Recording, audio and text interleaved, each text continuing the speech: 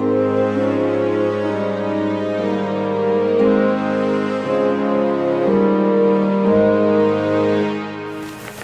evening. Welcome to, I don't even know what date it is, September 25th. 26th. 26th, Board of Selectmen's meeting. Thank you. Oh, boy.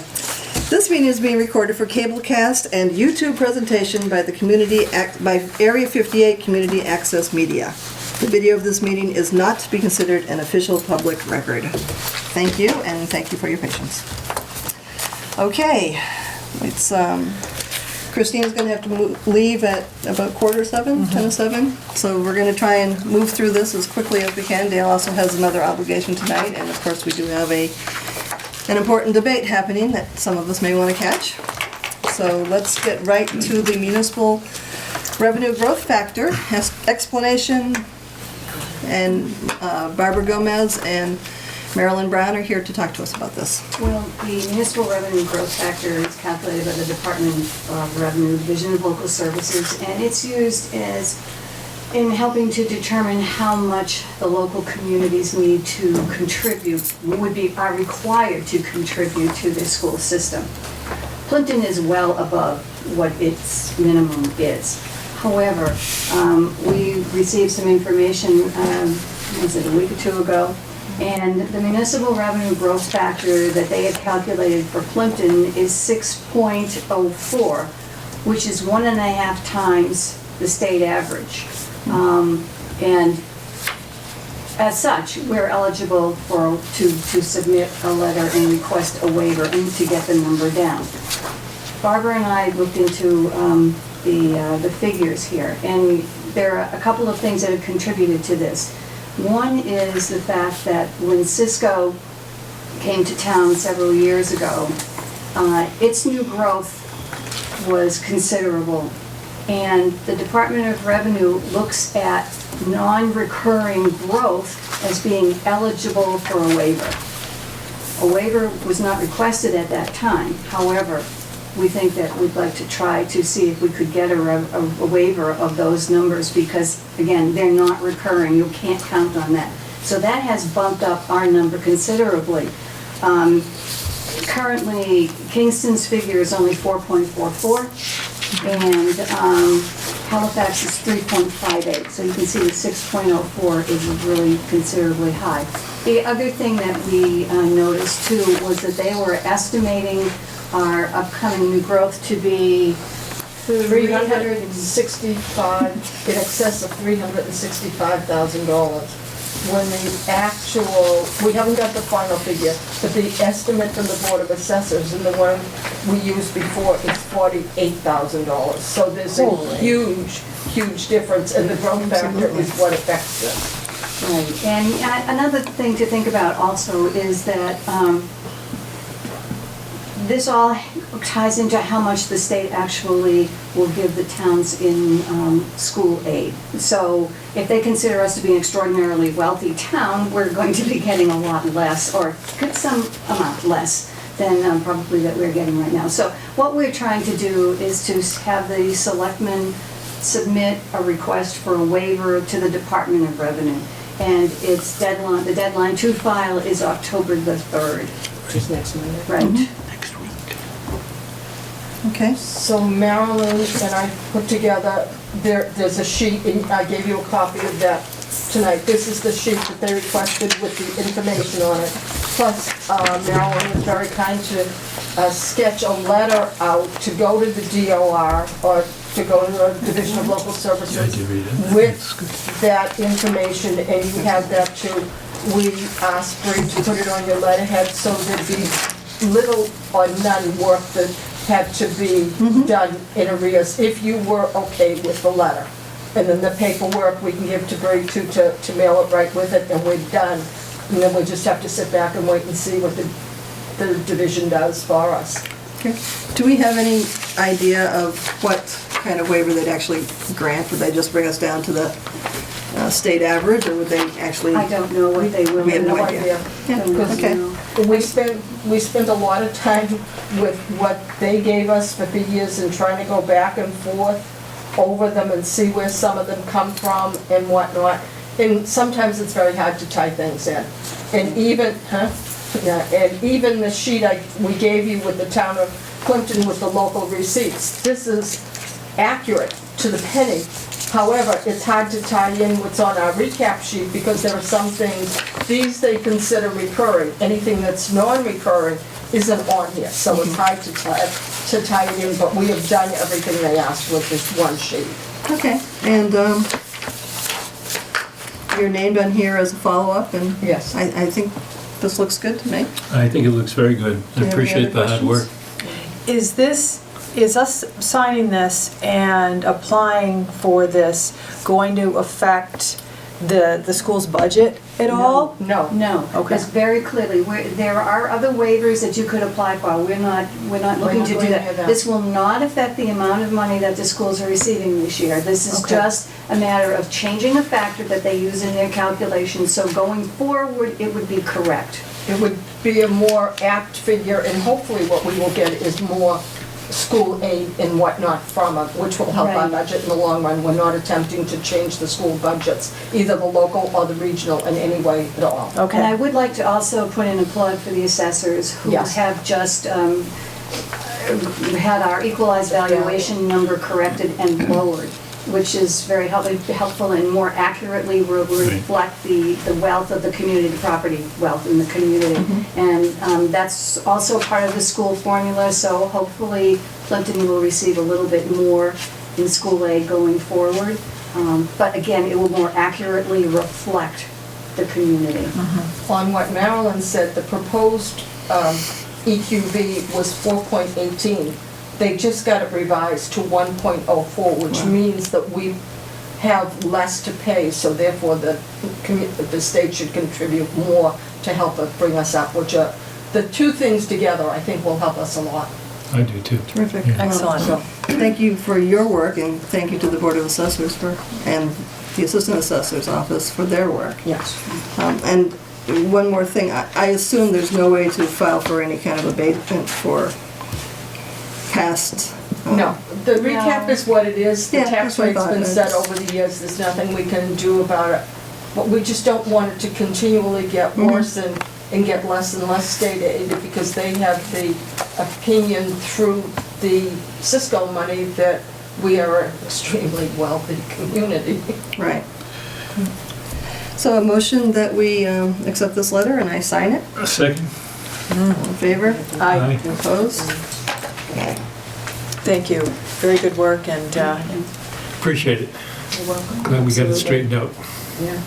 And we'll see what happens as soon as, I imagine they'll send the letter to the board. They won't, unless they call me, Yeah. they'll send it to you both.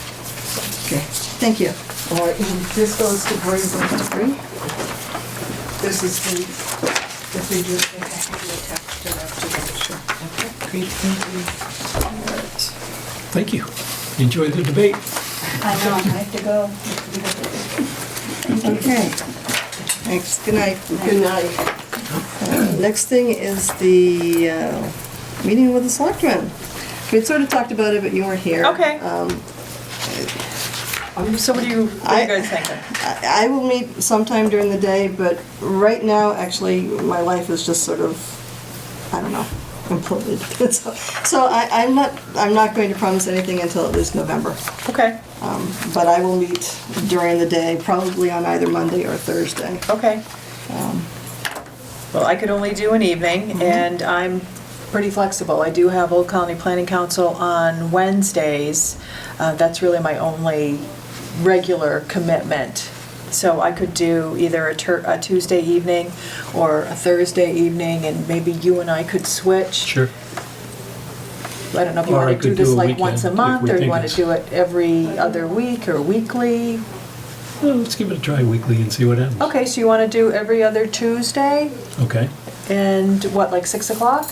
okay. 6 to 7 in the selectman's office? Does that sound okay? Sure. Okay, all right, so So you guys are gonna swap? we will take turns. Okay. And when are you starting? Do you want to start next week? Yeah. Okay. Do you want to go first? I'll flip you. for All it. right. Actually, I'm going to Carver tonight, so how about if you go Okay, first? okay. Okay, and then when I can fit into the schedule. Into I will be rotation. there. Yes. So we'll put that up on the web too? Okay, Bree, could you take care of that? Starting next Tuesday, either John or, you're going to alternate Tuesdays and Thursdays? No, just Tuesday. So, starting next Tuesday, John or Christine will be available from 6 to 7-ish? 6 to 7. Yeah. Okay, selectmen's meeting schedule. Well, because I thought I might be going on vacation, and I still don't know that I'm not. Right now, I have the next meeting scheduled for next week, the 3rd. We have the, Executive session, right? we have an executive session at 5:30, which I expect is going to take quite a while, so I'd like to schedule the regular open meeting for 7 o'clock. Have the tax classification meeting, All right. and whatever few things that we need to attend to. Okay. So you confident that gives us enough time? An hour and a half? I think so. Okay.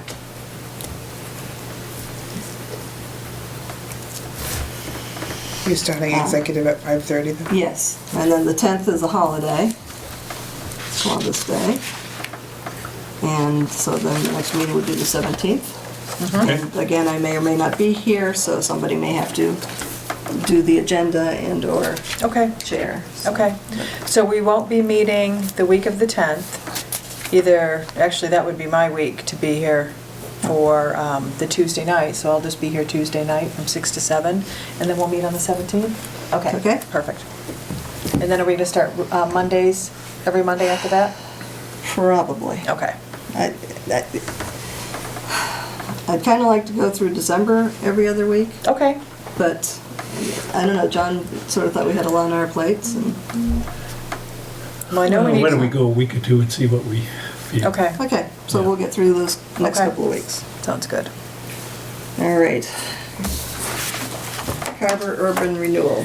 You sent us a new plan, which you thought was what they were going to go with? Yeah, this is that number 5? Yeah. Okay, perfect. That is what they were leaning towards in our meeting. Let me just find my notes, because I can review my notes from this meeting. So we looked at the plans. There were 4 that had already been submitted. They kind of combined all of the plans to come up with this 5th plan, but this is very preliminary. A traffic study will have to be conducted, and when the traffic study is conducted, then we'll have a firmer idea of what the plan will look like. I'm still trying to find my notes here. Okay, and they still haven't done any, they haven't actually applied for their urban renewal, I don't know, it's not a grant, but their status from the state. Right, that's still, And they still haven't gone through still, MEVA or anything like right, that? have not done any of that. Darn it, I can't find it. We had also talked about in the meeting that there was some concerns about work that was supposed to have been done, and residents weren't sure who was actually responsible for getting the work done, and if it was associated with this or if it was associated with another plan. And the line striping and the cutting back of the layout is through a planning board permit, or associated with a planning board permit for the gravel that is being added to the pit back here to make it a buildable area. So it's not part of this Carver Urban Renewal Plan. It's a planning board plan associated with rebuilding the gravel pit. So it is still supposed to be done. I believe they were looking at 60,000 cubic yards to fill this, and they still had a ways to go, and we're thinking that the 60,000 cubic yards probably wasn't going to be enough, that they may have another plan, or planning board do another permit to bring more earth in to make that, basically just to make it a flat area so that it's buildable. So the planning board is the entity that is actually responsible for the line striping and the clearing of the layout to make sure that's done. So that was clarified at the last meeting. So I would imagine at this meeting, we're going to talk about this and any other updates that they have on what's going on over there. Basically, this is just really, really preliminary. This group is, what they're planning is just kind of the hopes for what will happen until permits are issued. Everything is preliminary. A thing to note is this access is the secondary access. The primary access is on a coal road over by Aubuchon. So they're hoping that people will not use this, but anybody that's coming from the south is most likely going to cut down Montello Street to get into the park. So we're looking at ways to control the traffic and... So Aubuchon is over here. Aubuchon, yes, would be over here. So where is the primary entrance then? We don't even see it. Okay, It's down on the other side of Aubuchon. okay. Because I don't think that's... So that's better, because before, Yes. this was like the only entrance. And- Right. So this is the secondary. Okay. And I met with Jim right before I came here, our highway surveyor, to talk about this. And he shared some insight that I'll ask them about tonight. And then I was going to ask them too about the possibility of using the land off of, the old Shaw's Plaza, if there was some way to access the park through that, 'cause I don't think they've really looked at that. So, we'll see. We'll just make It's not the same suggestions. developer that owns the two parcels, right? I'm not really sure, because it showed it last time as one big parcel. Yes, I thought that was Yeah. in one of those maps. So you that was did. confusing, and it could be that they don't, but I just wanted to clarify. Yeah, but I mean, this is wetland, but they could possibly go. Absolutely, because there's an existing road right there now. Yeah, and a set of lights. Did And they talk about I think it was, I can't remember the individual's name, but he had put a plan together, so... Not really. The island. yeah, We talked about it a little in that if they were to put an island there, it would be a low island, so in the event a Sure. fire truck had to get in there, they could drive over it. Right. But they really dismissed the island idea in lieu of this. And this is an access road that the fire truck would be able to use with gates on each end. and this would have a no right-hand turn, no left-hand turn. No left-hand turn. So they wouldn't be able to go down there. They wouldn't be anyway. able, leaving the park, they wouldn't be able to go down Montello Street, but it doesn't prevent anyone from accessing it in the morning. Right, Even the from south. Park Avenue, they wouldn't be able to take a left? Right, from Park Avenue, they wouldn't be able to take a left. Because? Well, this is gonna be gone, so this will be the new Oh, okay, road, and okay. then, Okay. I'm with you. yeah, All right. and then this will be Where just does for Park public Avenue safety. come out? I'm not sure, that's a I really think good it- question. doesn't it just dead end in the park? Right, in but the I'm not sure where industrial? they're intending, where this location is exactly to pull it out. You know, where it'll be on Montello Street that they're gonna have it intersect with Park. So that's a good question, John, I'm not sure. But that would be an important thing to know, and I can ask that tonight. And this is sort of related, but we've had a couple letters and concerns about people questioning whether or not the rest of Montello should be paved. Did Jim say anything about that while you were with him today? Or That he does plan on paving it, did he say when or anything? Or- probably next year. Okay. So we're not gonna wait until No, the dust is settled on no, this? no. Okay.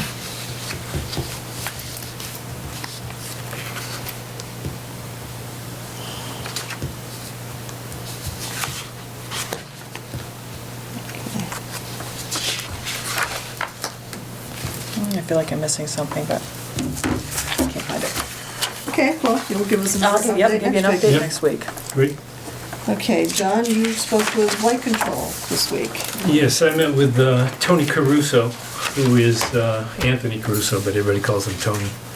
Vice President of Manufacturing and Facilities for Light Control. And he's been with them over almost 50 years. 50 years. Really? Wow, good for him. Started on the floor while he was in high school, I guess. So, the company started in 1936. They have 88 acres of land there. They're using all of the existing building except one section. There's a company called MTI, which stands for Marine Technologies International. They specialize in designing and building U.S. State Coast Guard approved life jackets. They're beautiful life jackets, Yeah, mostly they- for kayaking Yeah. and, And apparently they've been there 12 years and have nice business. Light Control employs about 120 people on one shift. Highly automated. He took me for a tour. And it was amazing to me. I used to work for a plastic injection molding company where we had tons of people, but the machines ran the people, not the other way around. This one, there were no people. I mean, you went through whole sections of the building where the machines were just on their own, turning out product, moving it to the next machine. They're owned by Hubble Lighting, who has plants all over the US and Mexico and Canada, I think. He's willing to give us a tour if anybody would like to go, and I would recommend it. It is something to see. And he'll put it together. He said he'd do it on a Saturday or Sunday, even if we wanted to. So I would say we put out an invitation to anybody in the townhouse that, would like to see a... 2/3 of it is completely automated. The other third is where the people are, and they do custom type assembly. But if you're interested in a manufacturing plant, that is something to see. It's, interesting. yeah. So he was very receptive. They have no, they don't believe they'll be adding on. If they were to do anything, probably they would move MTI out. But they don't see any big growth. On the other hand, they see nothing that would, they're not thinking of leaving. As he said, the company that bought him is very happy with them. They bought him for a specific reason, and they basically leave him alone. It was employee-owned, and they sold out about 3 years ago. And so many of the employees did very well. Average length of service, he said, was about 16 years for the people on the floor. That's great. Yeah. So, was a nice meeting? So Isn't they it? own 88 acres. They do, yeah. How much is actually used in the building and the parking areas? I guess 10 to 12 acres, I would say. Goes way back into Norrie's land. I wonder if If you they'd be take- interested in either selling some of that off or developing it and getting somebody else in. I don't, we could ask him again. I kind of touched a little bit on that, but it feels like they're almost autonomous, but yet they report back to this company that's bought them. And I think he likes being left alone. I don't think he would want to, Doesn't want to rock the boat. right. But that's just my impression. Again, though, I think it would be worthwhile to go out and see it. And we could schedule that. He said he'd be, willing to do it anytime. John, was that tour just offered to the selectmen or No, to anybody. to, okay. So if anybody has an interest, Okay. want to take a tour, Deb? Love to. Great. It's worth seeing. Yeah, it sounds very interesting. Yeah. Okay, terrific. We'll see about doing that at some point. Okay, possible land purchase. I had really hoped that I would have something to say, and I don't. The property owner has sheep and goes to shows, and it's just been a really busy season for her. And I did get a text that she will get back to me maybe by the end of this week. So, okay, the technology, we have the community compact IT grant, and we have the interactive collaborative exchange. I can't find the IT grant, where's that go? So the IT grant, was that kind of you? Well, no, this Was is, How's, this Commonwealth Interactive Collaborative Exchange, they call ICE, right. is really for a place for all the municipalities in the state that want to join to share technology information. And so what they've been doing this through a separate website, and now they've incorporated it into this ICE. And so I put in for Plimpton to join. Good. I haven't heard back, but hopefully, it's free.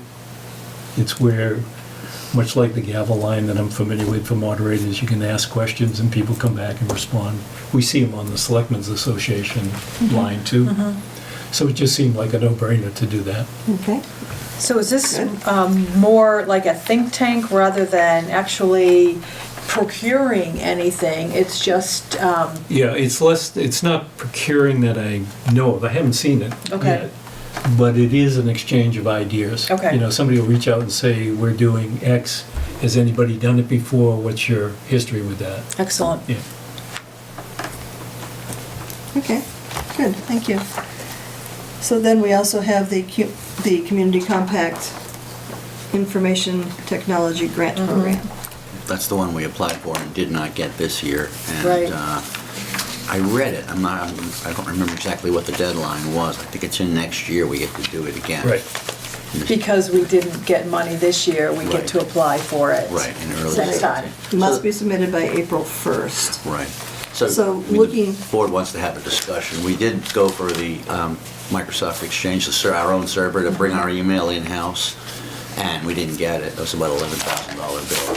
And so I'm saying it would be a good thing to do that again because we're about to shift over to Microsoft Offsite again, so, and probably be, we're probably going to be paying $2,000 or $3,000 a year for that service. Looking at the things that actually received the grant last year, my memory is that they went bigger. I was just gonna say the same thing. They went bigger, and maybe Yeah. we went too small. Maybe we need to think a little more outside the box and push it a little more. Well, it doesn't open up till, I think, I mean, we could, we'll just have to think of some grandiose thing that we, to put in for it. I mean, that. Or multiple things. Or multiple things, and Yeah. and tie them together somehow. Do you think that this is something your yeah, absolutely. ad hoc committee could work on? Yes. I think, the fact that we got the Collins grants for financial actually helps us with the technology grant. So that we've moved up in the queue, if you will, as long as we've got our, plan well thought out and put together. Yeah, so let's try and think a little bit bigger Yeah. and Yeah. And we got. a little more It's April 1st? colorfully, I guess. April 1st is the Yeah, I'm cutoff. not So we've sure got- when the grant would open, I think it opens January 1st. and we probably should be ready to go when it I believe opens. I believe you're right, it's January. Yeah. Or February 17th, 15th. But You're gonna run that Anyway. through the committee, John, and see what they come up with? I'll at least run it through them and see what feedback we get, and then maybe we can sit down. Maybe you could join us and, Sure, yeah, that sounds like a Yeah. good idea. yeah. Yeah, that sounds very good. Okay, great. Is it open January or is it open February? Oh, you'll look into that. Yeah, I'll let It's you not know. critical at this Yeah, point, so. yeah. Okay, procurement suggestions. These are from John. I have a little bit of a response to the table skirt, which is Okay. that I contacted Mark Russo, who's still on the board for Area 58, asking about the robo cameras, because if we're going to have to move in there anyway, then we don't want to spend the money on a skirt Okay.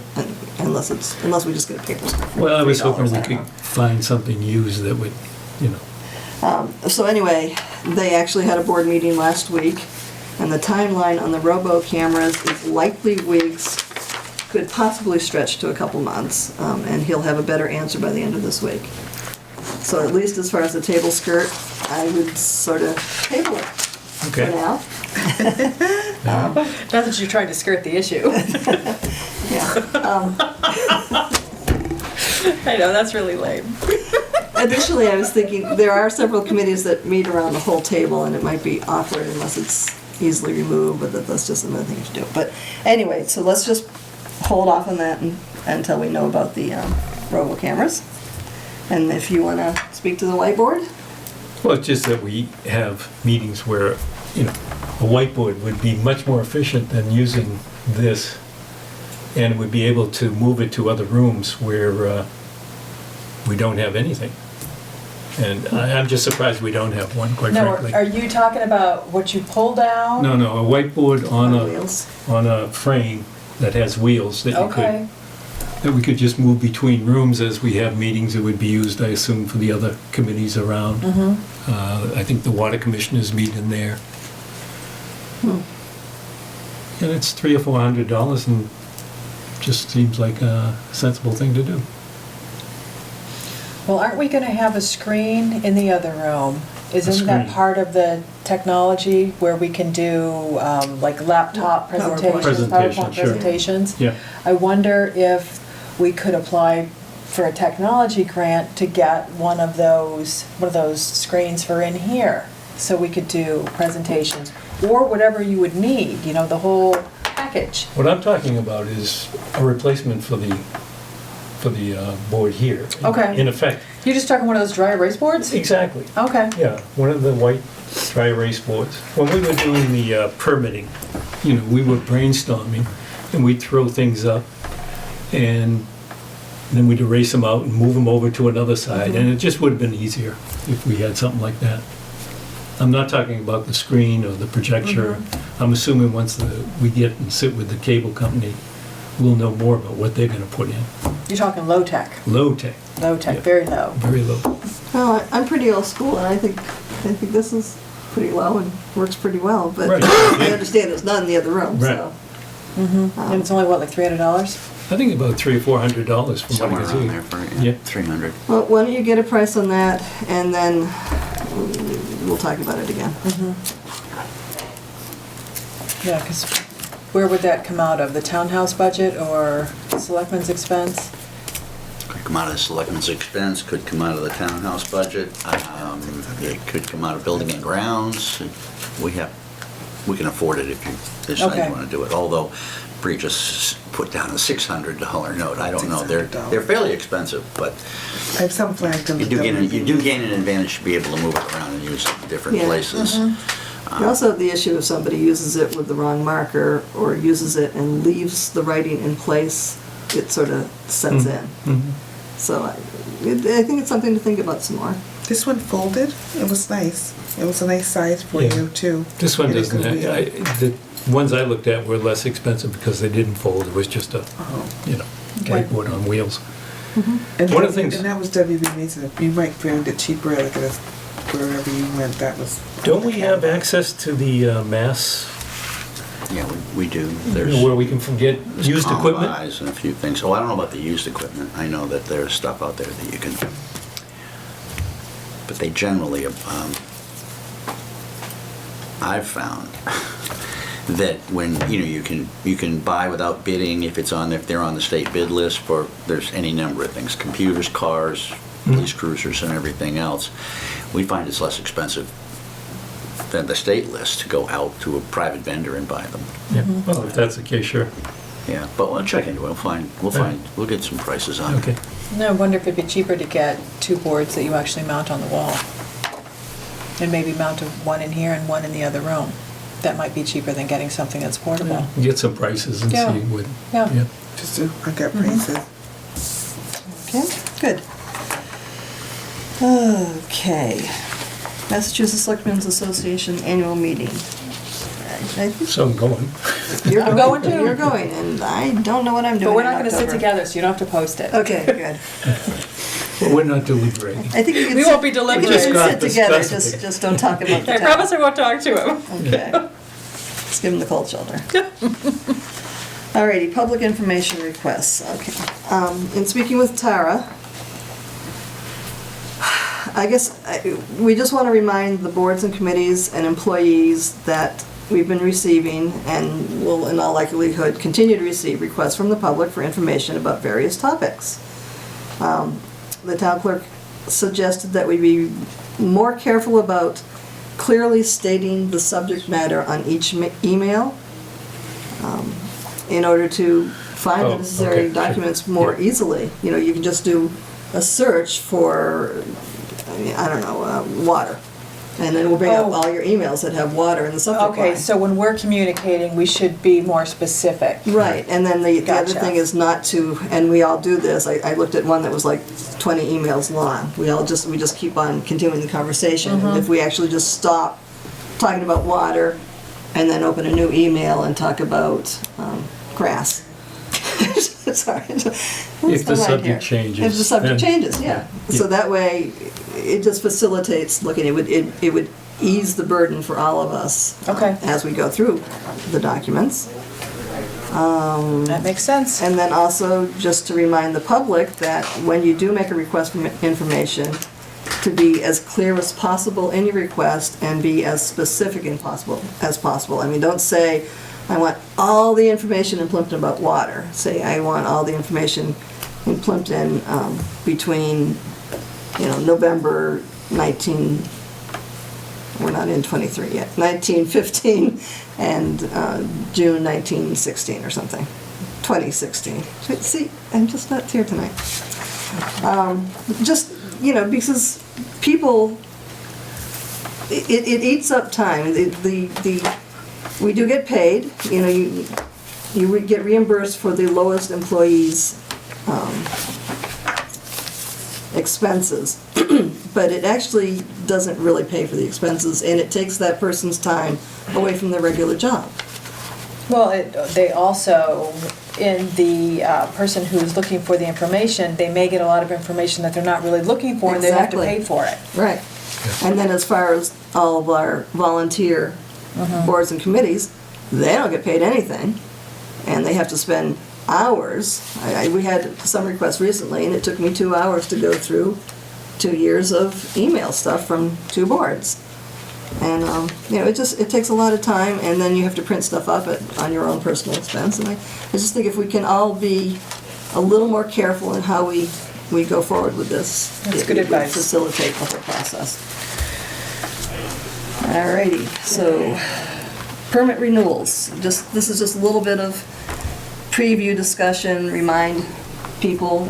Bree, do you want to speak to this? We have license renewals that are coming up. So we have the first ones will be the 3 liquor licenses that we have in town.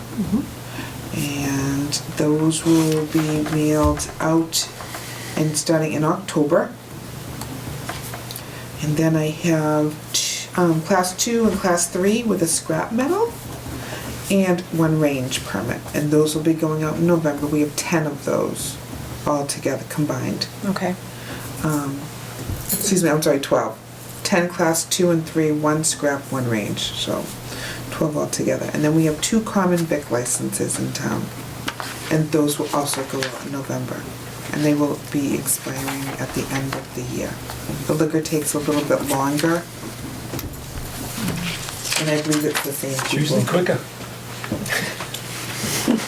Liquor is quicker? This quick. Let's see. Okay. Thanks, John. And then we have at least 1 gravel permit. And then we have 1 gravel permit. And that's at the end of October? 10/27, that expires, Okay. the 1 gravel permit.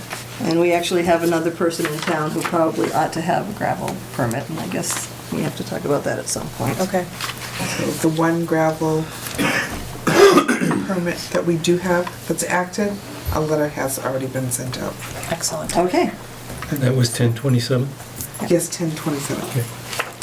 And then with the class 2 and class 3s, actually with the scrap and the common vittlers, we should probably do inspections Yes. on all of those, so maybe Did we you can. want inspections yourself with the fire? And the fire department already has the list and is scheduling those. I don't know if you want to do. Well, we need that's to what I- verify that they're in compliance with the counts, the vehicle counts, and hours of operation and all of that. So, you know, we should probably do that. And it's not a big, It's my understanding Process. that Joe Freitas, when he, used to do that every year. yeah, I did it too. Yeah. Yeah, you just would go around and Yeah. meet with the I think it's good for the us to owners, meet the yeah. owners anyways. Okay. Well, maybe we can kind of divide and conquer this Sure. as we get closer. Yeah, Okay, great. perfect.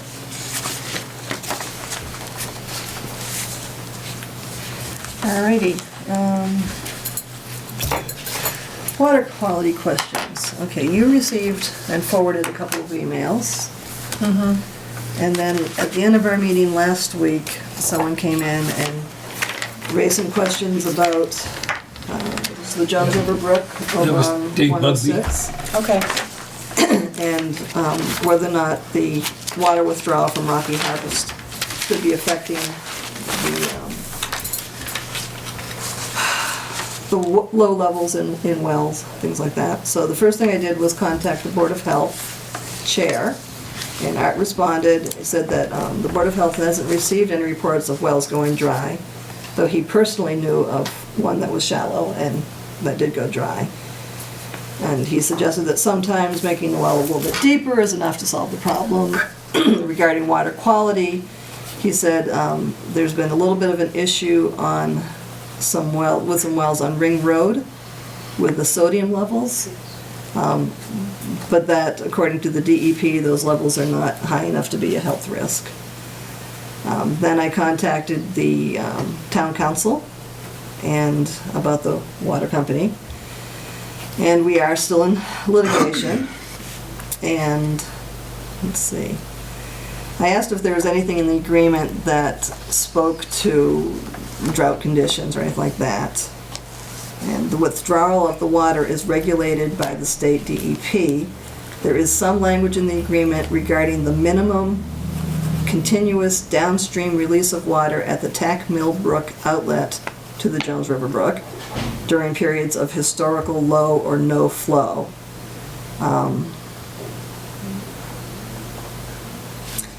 Town council's opinion is that we're probably in that, and Rocky Harvest is required to release 95,000 gallons per day downstream. In order to accommodate that requirement, accommodate that, they may have to limit the water they withdraw for commercial purposes.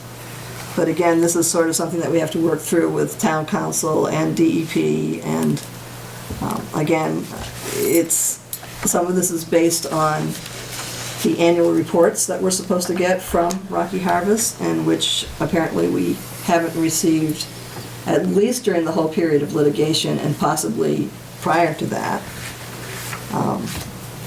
So town council contacted the DEP's Southeast Regional Office, and none of those reports are available online, but we can contact Mr. Tio Yano in their office, and so I was going to ask Dale to go ahead and do that. I will send you the information. Sure.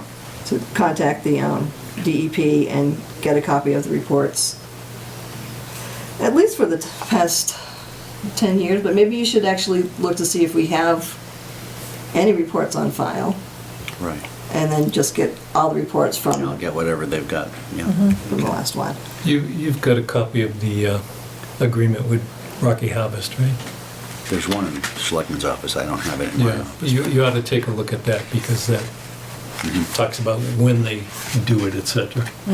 Yeah, there was one little bit of language more. Let's see if I can find it quickly. And some of this is, we need to talk through at our executive meeting And anyways. that was my last point, is that we are meeting with town council again next Monday to discuss the litigation, and we'll consider to Probably have that. continue Harvest agreement. to work on the water removal and flow I do issues. have that too.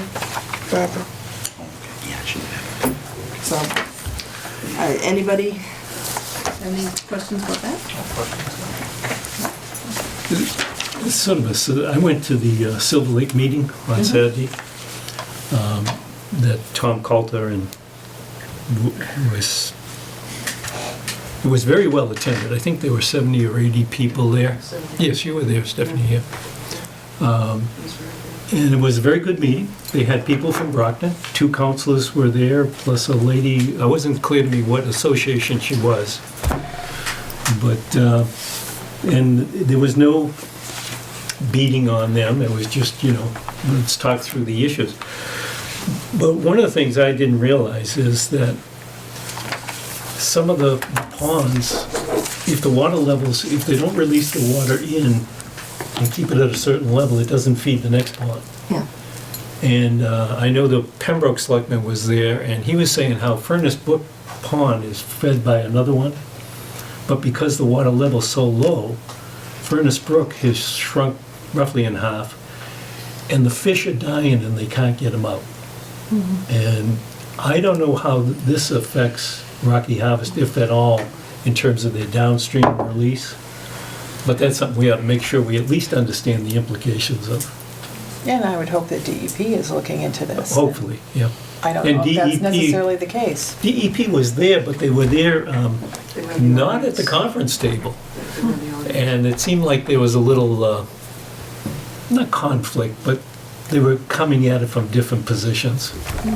So, I think that this is probably something that, it's attached to the litigation. Yes. So I think that we can bring that Yeah. up in executive session, Right. and with 3 of us there speaking to town council, trying to get, yeah. cover all the bases. Yeah. Did they say anything about, the last I read, there was a possibility of Brockton going to another water source. Is that a They, possibility or they- probability? they talked about possibilities. Did you I think catch one, that? one was they convert, what is it, saltwater to, Well, I think Well, they have that. If I recall correctly, I believe that the most drastic action that would be taken if they choose not to be cooperative and try to negotiate as far as sharing the resource and being more cognizant of turning on and off desalination I guess that's what I was trying to say. construction that they have going on. That they may be forced, I think after the first of the year, to apply for NWRA access, and that they would end up paying for water that they have historically never had to pay for. So the hope is that because this has been in effect since, what did they say, 1938? And then in the Something like that. 60s, because Pine du Bois was wonderful as far as breaking down the timeline. But I guess they should have actually been addressing the issue in the early 70s, as far as trying to find a way with the increase in the population. They should have been addressing the fact that they were going to be drawing more water, and because of that, there was going to eventually be an imbalance that was going to affect all of the other member communities that share the same water resources. So that's about all I know on that front. Okay. All right, I've got to hit it. Okay. I read the minutes, they look good, but I'm gonna abstain from the minutes because I was only here for half the meeting, and that's probably just as well, so. Okay. All right, so I'll see you guys Have fun. Monday. And Dale also needs to move along as quickly as possible, so Did you want me to do the? just give me a second here. I don't see that we really need to review the parking lot. No. And we don't need our goals and priorities. We did have a resignation of the chair of the planning board. Irv Butler, who has served the town well for 45 years, is just at a point in his life where he needs to retire. And so we are looking for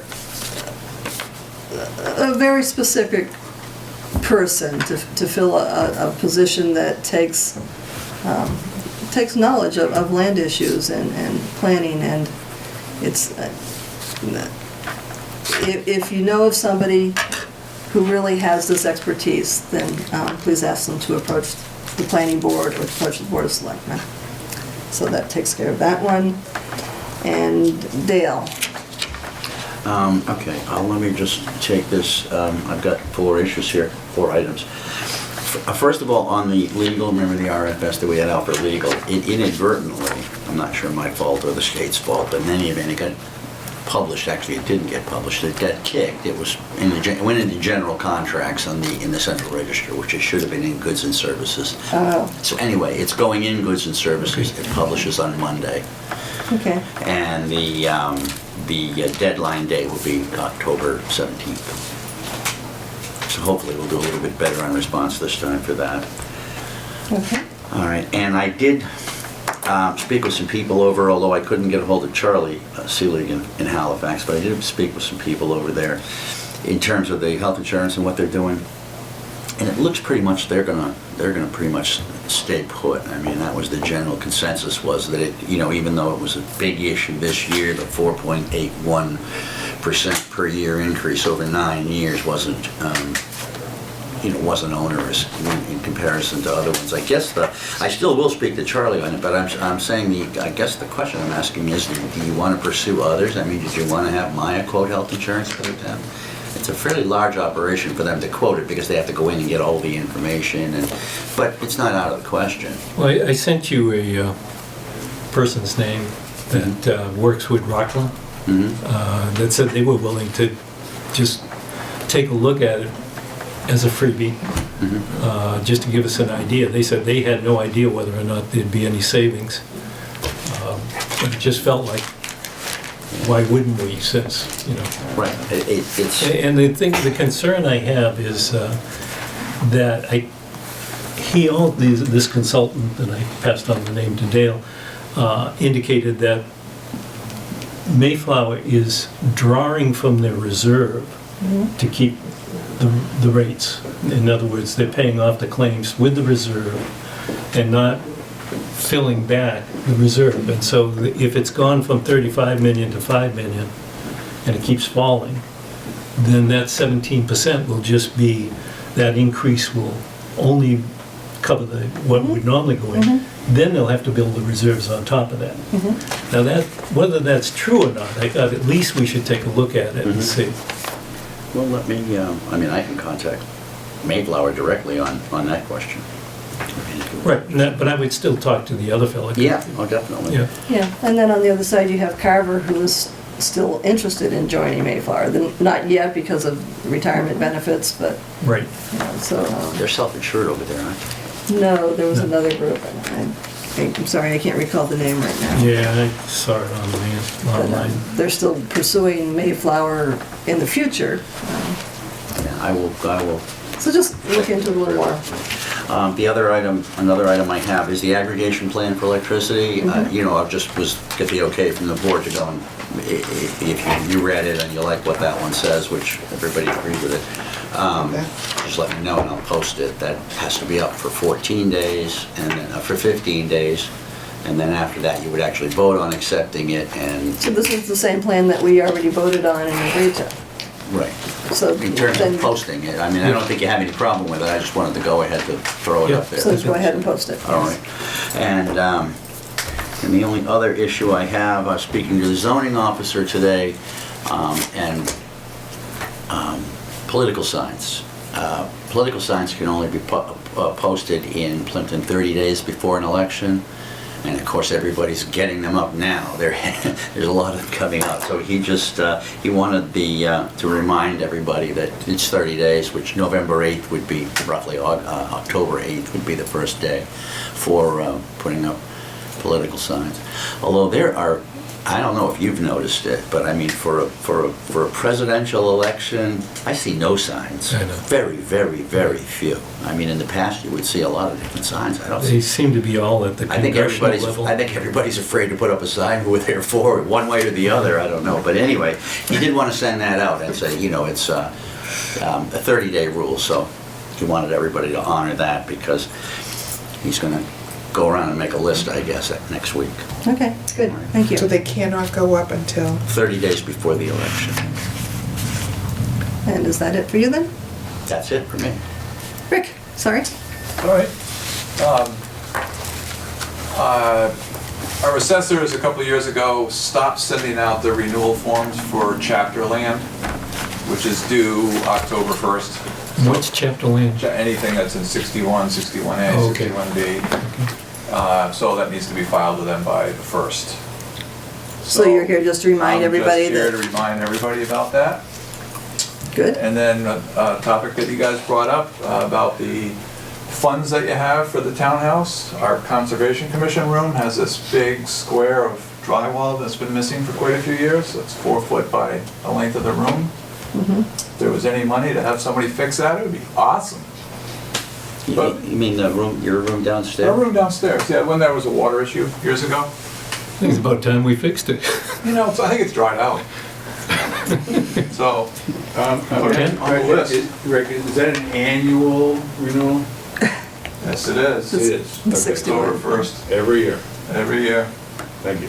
Busy time of the year for a lot of people.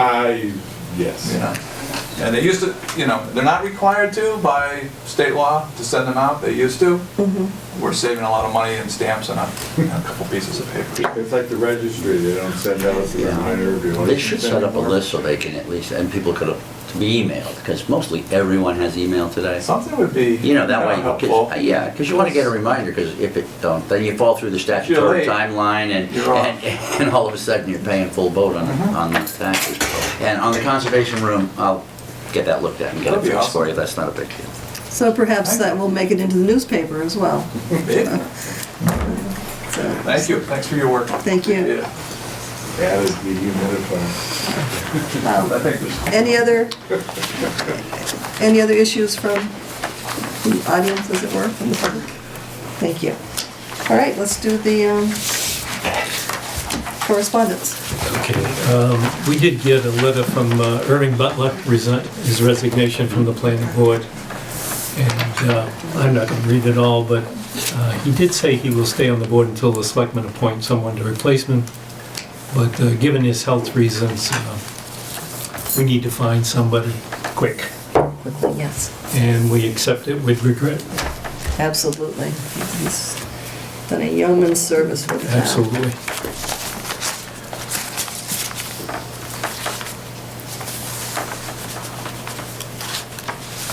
This is to the Board of Selectmen from the Office of Dam Safety, Commonwealth of Massachusetts. This is about the Winnetoxet Road Dam. I'll just read it. The Office of Dam Safety is in receipt of the Phase 1 inspection report for the above referenced dam. This letter acknowledges receipt of the inspection report only. Office of Dam Safety engineers will soon review the report for regulatory compliance. Correspondence will be sent to you following the review that will address any necessary follow-up actions. Please note that our office periodically revises the required form and inspection template. Please ensure that when you submit future Phase 1 inspection reports, you're using the current template. That's Jimmy Mulcahy, he is the keeper of dams in our town, so Okay. that will go to him. He's actually, I discussed this with him a while ago, he's on top of this, so he was the one who submitted that first report and the follow-up, but Great. I'll get Thank that to you. Jimmy. Can I give that to you? Can I give you this tomorrow? So it's just- I don't know, do you want to go through that? Okay, good.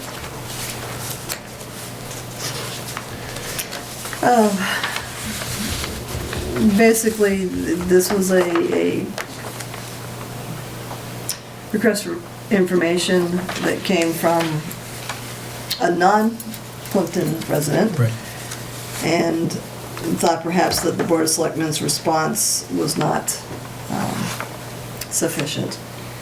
So it is my intention to write a letter, I just haven't had the opportunity to do so yet. So this was actually in there as a reminder to write the letter. Okay.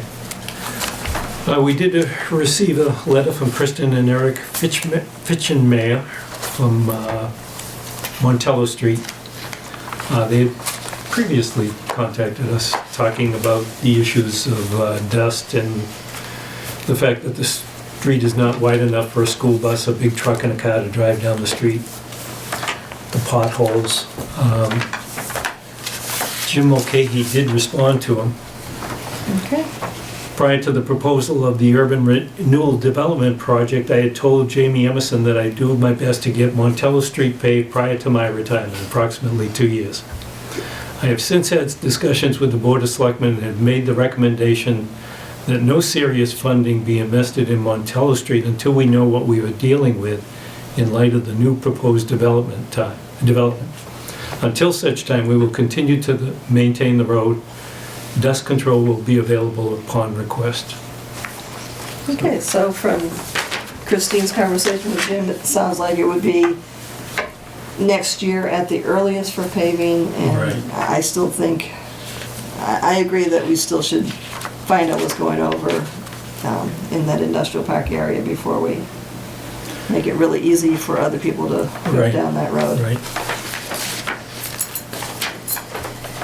This is Commonwealth of Massachusetts Department of Telecommunications and Cable, a notice of a public hearing and request for comments.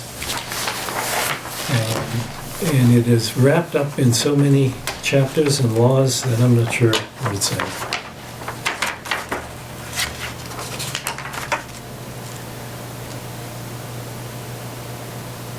I'm not sure what exactly this is. Maybe you know better. Okay, there's going to be a public hearing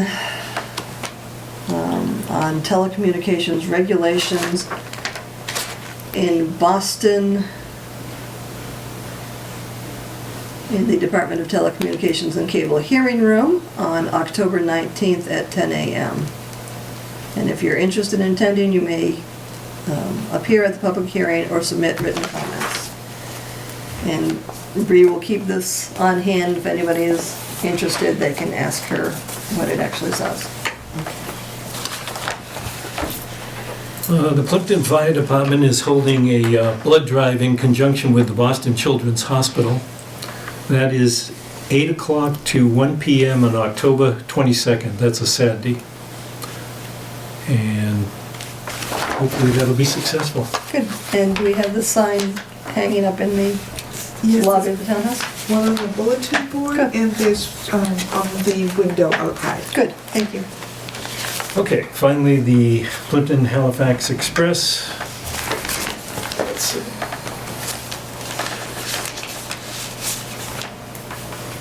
Questions remain about proposed Silver Lake land sale. I did see a report, I don't know if you saw it, it was in the Kingston report, it just came out, No, I did not say that. that they've taken it off the special. They're moving it to the town meeting in May, I believe it is. Really? And the article was quite long, and apparently there are people in Kingston asking for other proposals. So it looks like we're moving back near to square one again. Okay, but there still is the Silver Lake School District Meeting on the October 13th. Yes. And I may or may not be here, so if you and Christine can Yeah, still go, and I think we still believe that it's important for residents to have a voice here, Yes, and that they should understand that. right. Thank you. So once we get that Kingston, I'm sure it'll be in other publications, then we'll circulate it. And it sounded like Representative Coulter was not going to push the legislation until Right, Kingston made a decision, Right. because why go through that effort if they shoot it down? right. So, So I think this brings it back to square one. yeah. Thank you, Dale. Thanks, Dave. And library patrons read 1,273 books at the library. They were having the contest, which was great. They had the little tags all over Yeah, the I library. saw them. And there's a bunch of pictures of the children and also local residents. Debbie does a great job over there as librarian. She does. It's really a good community center for the town. Yes. Halifax Express, Plimpton Halifax Express, September 23rd. There's an article in there on Silver Lake Chapel celebrates 125-year anniversary, which I found very informative. I had no idea of the history of it. So if you get a moment, you might want to take a look at that. CPC, Conservation, Plimpton Community Preservation Committee is currently accepting applications for the fiscal year 2017 funding year. Deadline is October 15th, so if people have any projects they want to get done, that's the time to get them in. Along with that, in our parking lot, we did have the town gazebo repair. Yes, And there is probably going to be an application for that purpose. I believe so. Jill was looking at it she was getting some quotes from Masons just to see roughly what the expense Right, was. Right, so hopefully that will happen. The Soul Homestead Harvest Fair, which is kind of in Middleborough, but also runs into Plimpton, but they had a nice harvest fair, and shows pictures.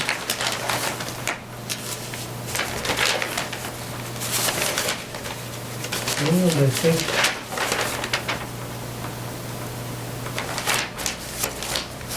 think that's it. Perfect. Alrighty, so just a reminder that the next Board of Selectmen meeting is next Monday.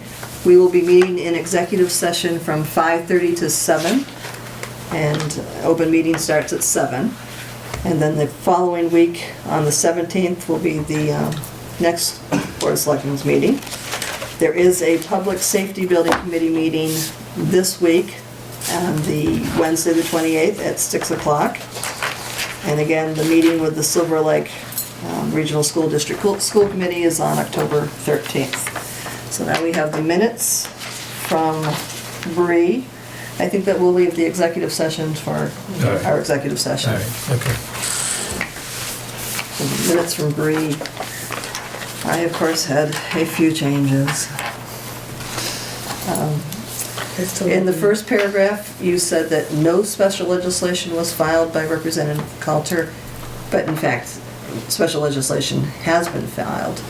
It hasn't been pushed along, but it's already in its third hearing, so it was filed.